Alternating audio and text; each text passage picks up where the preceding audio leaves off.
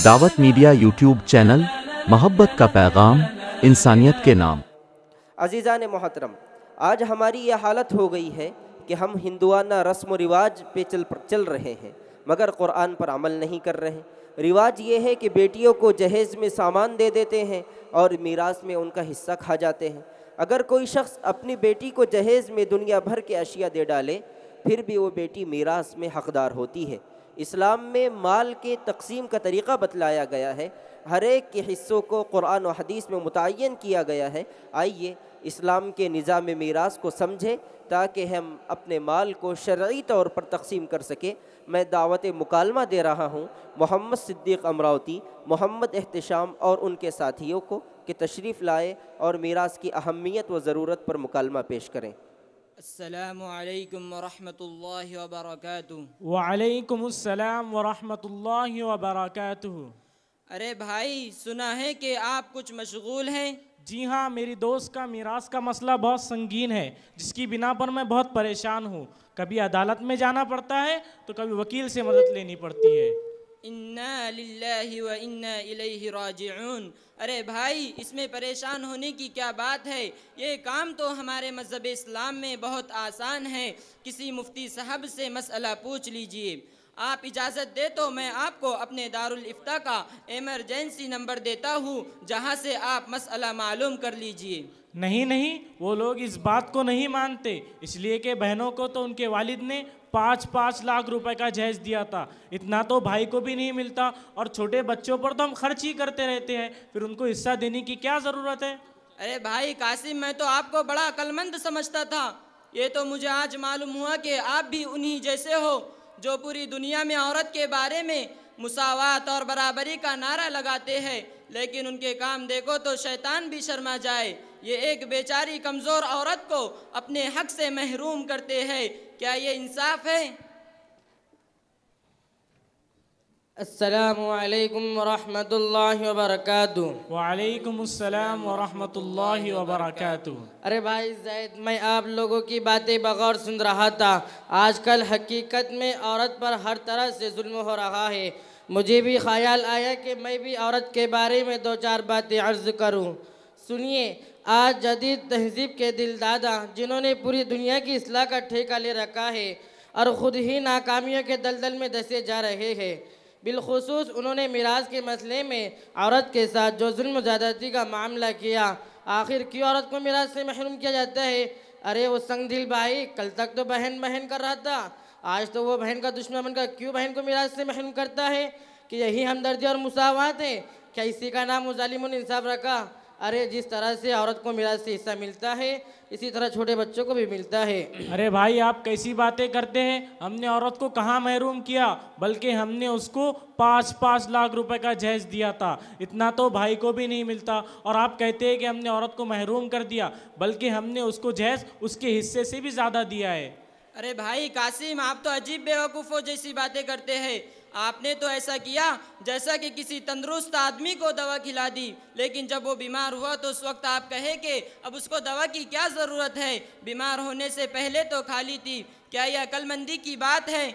इसी तरीके से जब औरत को माल देना ज़रूरी नहीं था, उस वक्त आपने रस्म व रिवाज की ताबेदारी करते हुए तौअन व करहन खूब माल दिया, लेकिन जब शरीयत का हुक्म हुआ तो उस वक्त आप कहते हैं कि वो माल जो पहले दिया था वो काफ़ी है। ये कैसी बेवकूफ़ी की बातें हैं? जहाँ दुनिया के कानून की बात आती है तो हम अपनी अकल को उसके ताबे कर देते हैं, लेकिन जब शरीयत की बात आती है तो हम शरीयत को अपनी नाकिस और अधूरी अकल के मुताबिक चलाना चाहते हैं।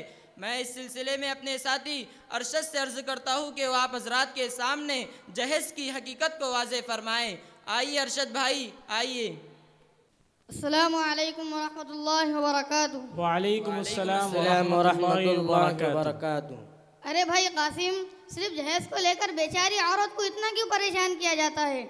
इसकी वजह यही है कि हमने कानून इलाही को पसे पुष्टि डालकर खुद अपने पैर में कुल्हाड़ी मारी है।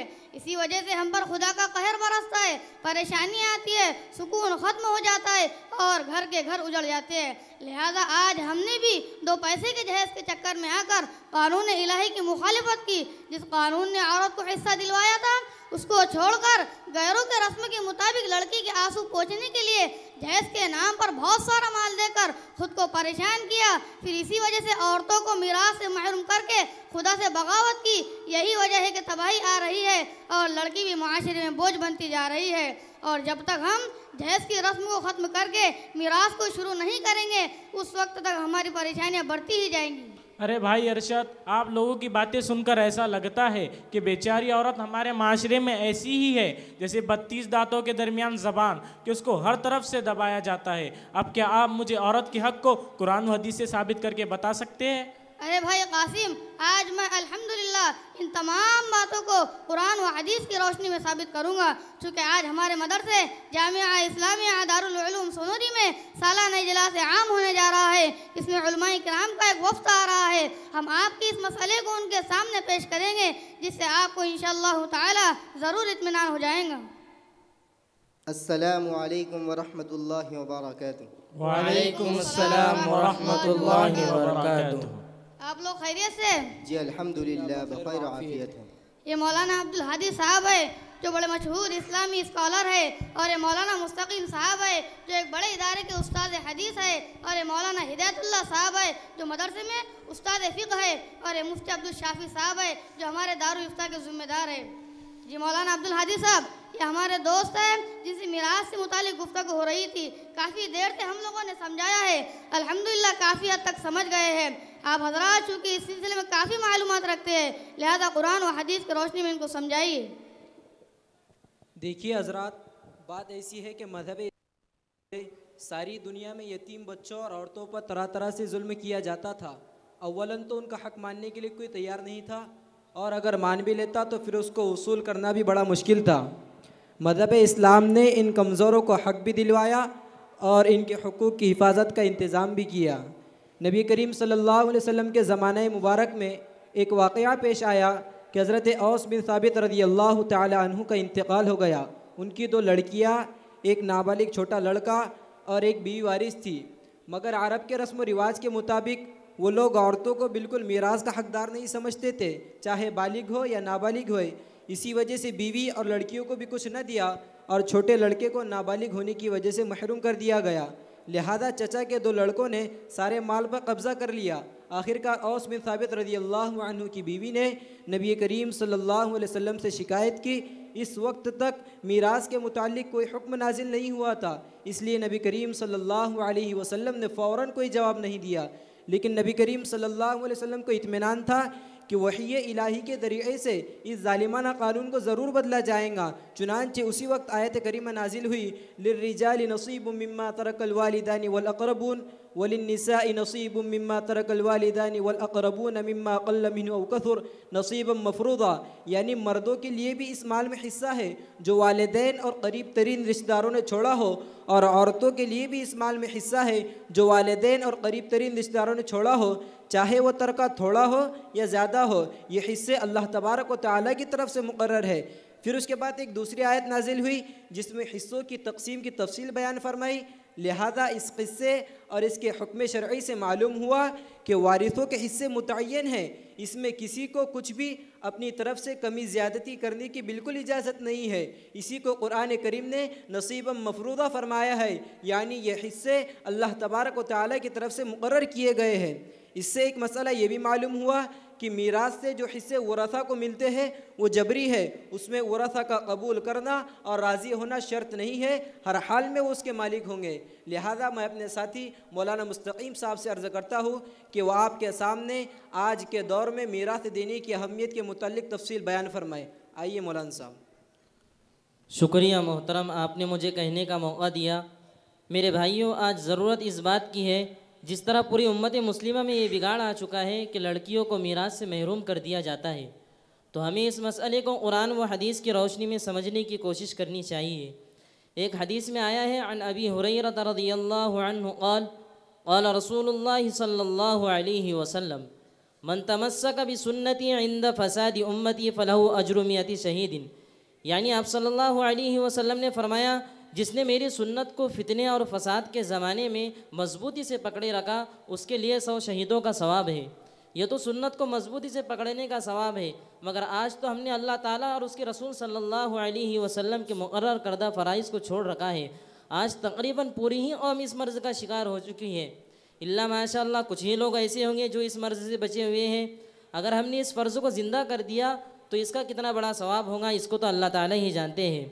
हज़रत अबू हुरैरा रज़ियल्लाहु ताला अन्हु से मरवी है, अल्लाह के रसूल सल्लल्लाहु अलैहि वसल्लम ने फरमाया, या अबा हुरैरा तअल्लमुल फ़राइज़ वअल्लिमुहा फ़इन्नहु निस्फ़ुल इल्मी व हुवा युनसअ व हुवा अव्वलु शैइन युनज़अ मिन उम्मती। यानी आप सल्लल्लाहु अलैहि वसल्लम ने फरमाया, ए अबू हुरैरा तुम मिरास के मसाइल को सीखो और लोगों को मिरास के मसाइल सिखाओ, इसलिए कि मिरास के मसाइल निस्फ़ इल्म की हैसियत रखते हैं और मेरी उम्मत से सबसे पहले मिरास का इल्म उठा लिया जाएगा। तो कौन है जो अल्लाह ताला की इस वसीयत को अपने हक़ में नसीहत बनाकर और गाफिल लोगों को सीधा रास्ता दिखलाकर इंदल्लाह माजूर और इंदर रसूल मकबूल व महबूद और इंदर नास मशकूर हो। बाज़ लोग तो गुनाह करने के तरीक़े बतलाते हैं, मतलन झूठी दस्तावेज़ वगैरह बनवाने का मशवरा देते हैं। इनके बारे में बहुत सी वाइदें आई हैं। आज का दौर तो ऐसा है कि पैसा फेंको तमाशा देखो। आज किसी झूठ को सच और सच को झूठ से ताबीर करना आसान हो चुका है। इसी तरह से औरतों और यतीम बच्चों पर जुल्म किया जाता है और दूसरे लोगों को जुल्म करने के तरीक़े बतलाए जाते हैं और इस पर उनकी मदद भी की जाती है, जिससे वो दुनिया व आखिरत में ख़ुद भी बर्बाद होते हैं और दूसरों को भी तबाही के दाने पर डालते हैं। अल्लाहुम्मा अहफ़ज़ना मिन्हु आमीन। चूँकि मैयत के तरके में बड़ों के साथ छोटी औलाद को भी मीरास से हिस्सा मिलता है और इसके मसाइल भी अलग हैं, लिहाजा इसको हमारे साथी मौलाना हिदायतुल्लाह साहब से सुनिए। आइए मौलाना। देखिए हजरात, जिस तरीक़े से मर्द और औरत माल के वारिस होते हैं, ऐसे ही छोटे बच्चे भी माल के वारिस होते हैं। जो लोग उनका माल इस्तेमाल करते हैं, मसलन बाप के मरने के बाद बड़ा भाई बाप के माल में से सदक़ात वगैरह में ख़र्च करे या मुसलमानों को खिलाए, तो ये सब के सब नाजायज़ हैं। ऐसे ही लोगों के बारे में इरशाद खुदाबंदी है, इन्नल्लज़ीना यअकुलूना अम्वालल यतामा ज़ुल्मन इन्नमा यअकुलूना फ़ी बुतूनिहिम नारा व सयस्लौना सईरा।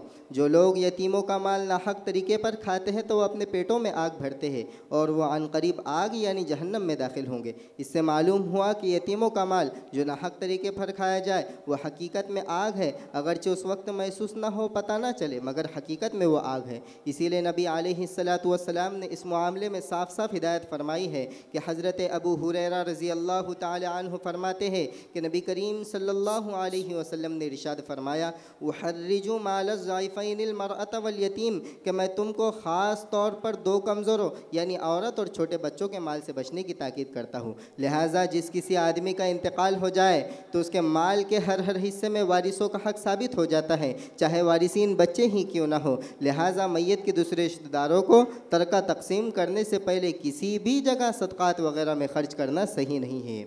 यह ऐसी बुराइयां हैं जिनसे आजकल चंद लोगों के सिवा कोई भी ख़ानदान बचा हुआ नहीं है। हाँ, अगर यतीम और नाबालिग बच्चों की इजाज़त ले भी ले तब भी जायज़ नहीं है, क्योंकि शरीयत ने यतीम और नाबालिग बच्चों की इजाज़त का एतबार ही नहीं किया है। मैं आपके सामने एक वाक़या सुनाता हूँ जिससे आपको इस मसले की अहमियत मालूम होगी।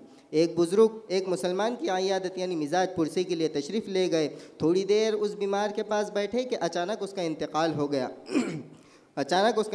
गया। तो वहाँ पर एक चिराग जल रहा था। बुज़ुर्ग ने फ़ौरन उस चिराग को बंद कर दिया और अपने पैसों से तेल मंगवा कर चिराग जलाया। लोगों ने आपसे पूछा कि आपने ऐसा क्यों किया? फरमाया कि जब तक यह आदमी ज़िंदा था ये चिराग उसकी मिल्कियत में था, अब उसका इंतकाल हो गया, इसीलिए उसके माल के हर हिस्से में वारिसों का हक़ साबित हो गया। सब वरसा से इजाज़त लेकर ही चिराग जलाना जायज़ होगा, लेकिन सब वरसा यहाँ पर मौजूद नहीं है, इसीलिए मैंने अपने पैसों से तेल मंगवा कर चिराग जलाया। अच्छा मौलाना साहब, अब ये बतला दीजिए कि मरने के बाद मय्यत के माल को वरासा के दरमियान किस तरह तकसीम करें? देखिए कासिम साहब, विरासत के तकसीम का मसला बड़ा बारीक होता है, लिहाजा ये हमारे दारुल इफ्ता के ज़िम्मेदार मुफ्ती अब्दुल शाफी साहब आपको समझाएंगे। आइए मुफ्ती साहब तशरीफ़ लाइए। देखो भाइयों, मज़हब इस्लाम में मीरास तकसीम करने का मसला ये है कि पहले नंबर पर मय्यत के माल में से कफन दफन का इंतज़ाम किया जाए, जिसमें ना तो ज़रूरत से ज़्यादा माल खर्च किया जाए ना ही कम, बल्कि ज़रूरत के मुताबिक माल इस्तेमाल किया जाए। दूसरे नंबर पर अगर मैयत का कोई कर्जा हो तो उसको अदा किया जाए, अगरचे सारा माल कर्जे में चला जाए। तीसरे नंबर पर अगर मैयत ने कोई वसीयत की हो तो उसको बकिया माल के तिहाई हिस्से में से अदा किया जाए, बशर्त ये कि वो वसीयत किसी गुनाह की काम की ना हो। लिहाजा वारिस के लिए वसीयत दुरुस्त नहीं है, जैसा कि हदीस शरीफ में इरशाद है, अन अबी उमामा रज़ियल्लाहु अन्हु क़ाल समिअतु रसूलल्लाहि सल्लल्लाहु अलैहि वसल्लम यक़ूलु फ़ी ख़ुतबतिही आम हज्जतिल वदाई इन्नल्लाह क़द आता कुल्ल ज़ी हक़्क़िन हक़्क़हु फ़ला वसीयत लिवारिसिन। हज़रत अबू उमामा रज़ियल्लाहु अन्हु फरमाते हैं कि मैंने रसूलुल्लाह सल्लल्लाहु अलैहि वसल्लम को हज्जतुल वदा में फरमाते हुए सुना कि अल्लाह ने हर हक़दार को उसका हक़ दे दिया है, लिहाजा वारिस के लिए वसीयत नहीं है। चौथे नंबर पर जो माल बचे उसको विरासत के दरमियान कानूनी विरासत के तहत तकसीम किया जाए। लिहाजा कुरान करीम ने लड़कियों को हिस्सा दिलाने का इस कदर एहतमाम किया है और लड़कियों के हिस्से को असल करार देकर उसके एतबार से लड़कों के हिस्से को मुतय्यन फरमाया है। चुनांचे इरशाद रब्बानी है लिज़्ज़करि मिस्लु हज़्ज़िल उन्सयैन के लड़के को दो लड़कियों के हिस्से के बराबर करके तकसीम किया जाए, इससे लड़की की हिस्से की अहमियत मालूम होती है। मज़ीद तफसील के लिए आप हमारे जामिया इस्लामिया दारुल उलूम सुनूरी के दारुल इफ्ता में अपना इस्तिफ्ता यानी सवाल लिख कर भेज दीजिए, इंशाअल्लाह तहरीरी शक्ल में आपको तशफ़ी बख्श जवाब दिया जाएगा। अब आप हज़रात के सामने हमारे एक साथी आज के इस पूरे मुकालमे का खुलासा बयान करेंगे। अस्सलामु अलैकुम व रहमतुल्लाहि व बरकातुहू। वालेकुम अस्सलाम व रहमतुल्लाहि व बरकातुहू। मुहतरम सामिईन इकराम, बड़े अफसोस के साथ कहना पड़ता है कि आज मुसलमान को विरासत और मीरास का नाम तक मालूम नहीं है। हकीकत यह है कि हमने कुरान करीम के अहकामात को खिलौना बना लिया है। लिहाजा अदालत दारुल क़ज़ा और दारुल इफ्ता वगैरह में तलाक, जहेज़ और दिगर मसाइल ज़्यादा पूछते हैं और विरासत के मसाइल आटे में नमक के बराबर होते हैं, यानी बहुत कम पूछे जाते हैं। आज हमने जहेज़ के खुराफात को निकाह और शादी के लिए लाजिम कर लिया है। बड़े अफसोस के साथ कहना पड़ता है, हकीकत खुराफात में खो गई, ये उम्मत रिवायात में खो गई। आज अगर हमें औरत से सच्ची मोहब्बत है और हम औरत को उसका हक़ दिलवाना चाहते हैं तो हमें चाहिए कि हम इस्लाम के बयान करदा उसूल पर अमल करें और औरतों को मीरास से उनका सही हक़ अदा करें। इससे 100% औरत की भी इज़्ज़त है और हमारे माशरे की भी कामयाबी है। इससे हुकूमतें भी अपने मकसद में कामयाब होंगी और मुल्क में अमन व अमान भी पैदा हो जाएगा। आज के साइंसी दौर में दुनिया वालों को 100% इस बात पर यकीन है कि अगर वो कामयाबी चाहते हैं तो वो सिर्फ़ और सिर्फ मज़हब इस्लाम ही में है। अगरचे वो इस्लाम से अदावत और दुश्मनी की बिना पर उसको ज़ाहिर ना करे, मगर फिर भी कुल्लु इना इन यंज़हु बिमा फ़ीही के पेश नज़र कभी ना कभी यह हकीकत आफताब की शुआओं की तरह ज़ाहिर हो ही जाती है, जिसके बेशुमार वाक़ियात हम लोग देखते हैं। और इसी वजह से दिन ब दिन लोग इस्लाम की हक्कानियत को तस्लीम करते हुए मुसलमान होते जा रहे हैं और इंशाअल्लाह ताला होते रहेंगे। किसी शायर ने क्या खूब कहा है, इस्लाम की फ़ितरत में कुदरत ने लचक दी है, इस्लाम की फ़ितरत में कुदरत ने लचक दी है, उतना ही वो उभरेंगा जितना के दबाओगे। शुक्रिया आप सब लोगों का। आप सब लोगों की मुलाकात और गुफ्तगू से हमें काफ़ी फ़ायदा हुआ। अब मैं इंशाअल्लाह ताला अपने दोस्त को समझाऊंगा कि वह अदालत से अपने मुकद्दमात को वापस लेकर शरीयत के मुताबिक अपने माल को तकसीम करे और अपने आप को उखरवी मसाइब से महफूज रखे। अल्लाह ताला सारे मुसलमानों को सही समझ अता फरमाए। आमीन। अस्सलामु अलैकुम व रहमतुल्लाहि व बरकातुहू। दावत मीडिया यूट्यूब चैनल, मोहब्बत का पैगाम, इंसानियत के नाम।